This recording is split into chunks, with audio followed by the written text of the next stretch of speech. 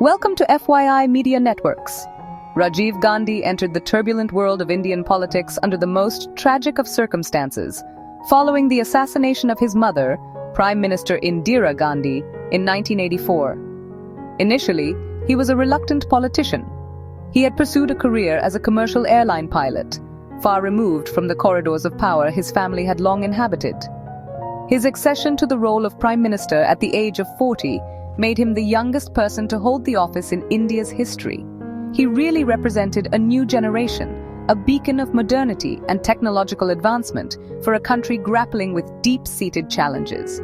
His vision was to propel India into the 21st century, focusing on telecommunications, computerization, and scientific progress, which earned him the moniker Mr. Clean in his early days. His tenure from 1984 to 1989 was a period of significant change and also, considerable controversy. He initiated policies aimed at liberalizing the economy and improving foreign relations.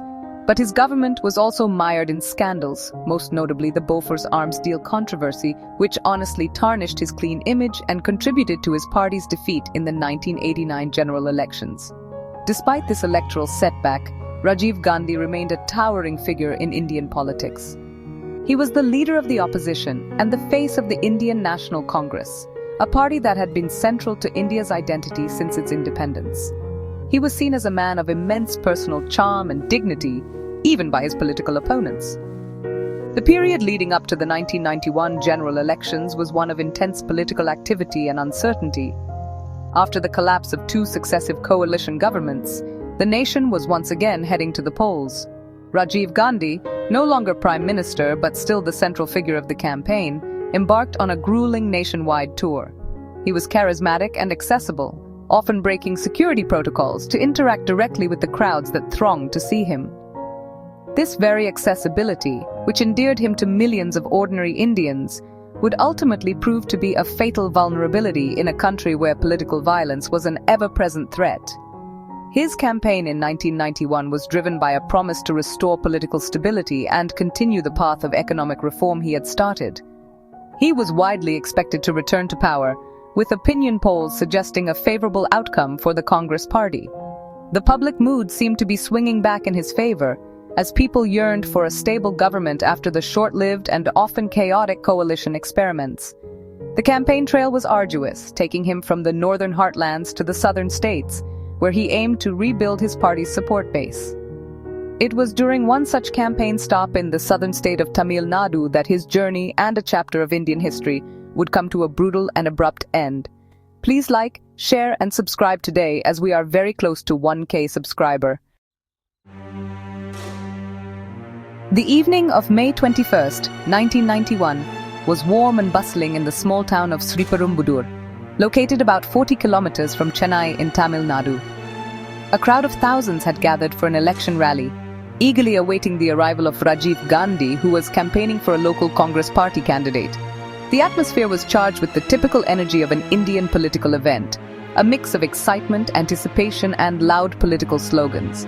Security arrangements were in place, but they were not stringent enough to manage the sheer press of people who were desperate to catch a glimpse of the former Prime Minister, to garland him, or to simply touch his hand as he made his way to the dais.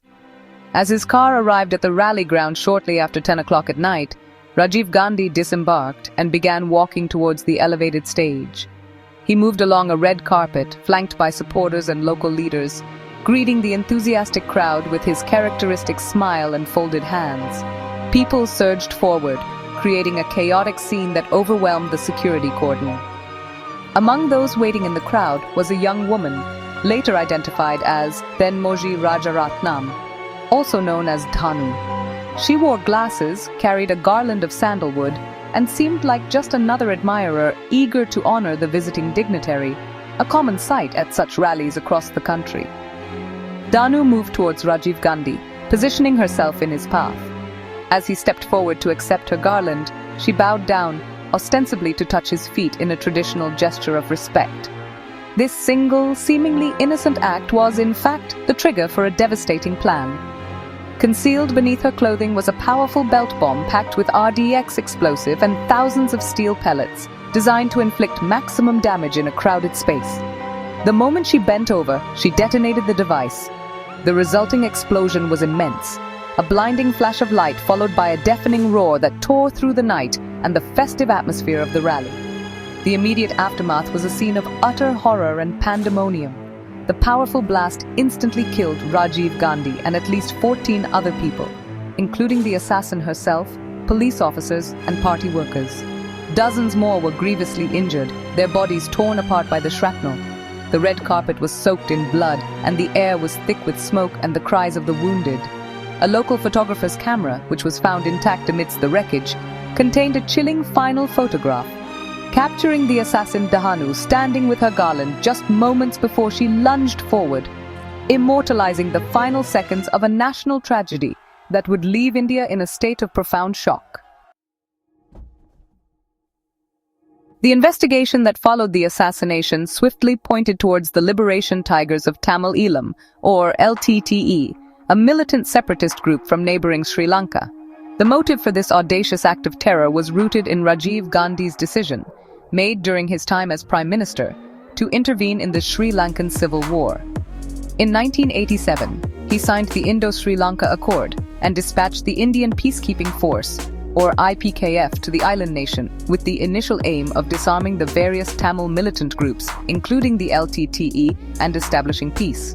This decision was a significant and controversial foreign policy move that had far-reaching and unintended consequences. The LTTE, which was fighting for an independent Tamil homeland in Sri Lanka, initially welcomed India's role as a mediator. However, the relationship quickly soured.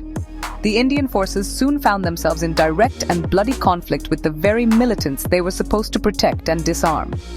The IPKF's operations against the LTTE were perceived by the group's leadership as a profound betrayal.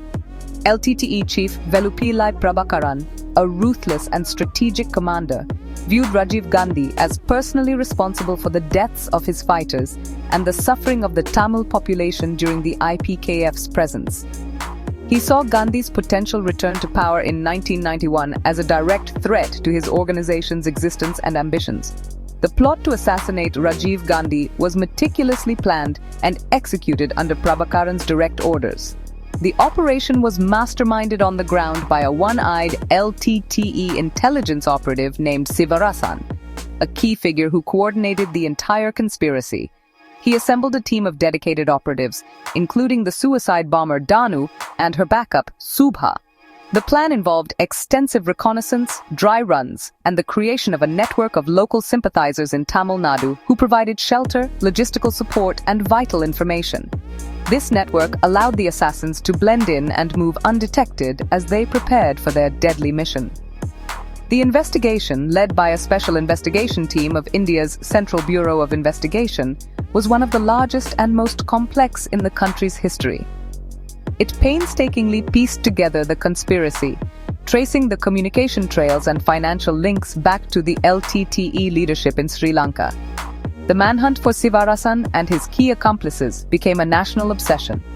In August 1991, several weeks after the assassination, Sivarasan and 7 other conspirators were cornered by commandos in a house on the outskirts of Bangalore. Rather than surrender, Sivarasan and his associates chose to commit suicide by consuming cyanide, a hallmark practice of the LTTE, bringing a violent end to their part in the saga. The assassination of Rajiv Gandhi sent a tidal wave of shock and grief across India and the world. For a nation that had already lost 2 of its leaders, Mahatma Gandhi and Indira Gandhi, to assassins' bullets, this third political murder was a devastating blow to its psyche. The event exposed gaping holes in the country's security apparatus for its top leaders and prompted an immediate overhaul of the protocols for VVIP protection. The Special Protection Group, which had been created to protect the Prime Minister, had its mandate expanded to provide security cover to former Prime Ministers and their families, a direct consequence of the tragedy at Sriperumbudur. The political ramifications were immediate and profound. The remaining phases of the 1991 general election were postponed. When polling resumed, a wave of sympathy for the slain leader swept across the country, leading to a decisive victory for his Congress party. P.V. Narasimha Rao, a veteran leader, took over as Prime Minister, and initiated a series of landmark economic reforms that would transform the Indian economy, a path that Rajiv Gandhi himself had championed. The assassination also marked a definitive shift in India's policy towards Sri Lanka, leading to a complete crackdown on the LTTE's extensive network within India and a more cautious approach to foreign interventions. Over the years, the legal process continued, with dozens of people being tried for their roles in the conspiracy. While the masterminds like Prabhakaran and Sivarasan were never brought to justice in a courtroom, 26 individuals were convicted and sentenced. The fate of these convicts has remained a subject of intense political and legal debate for decades.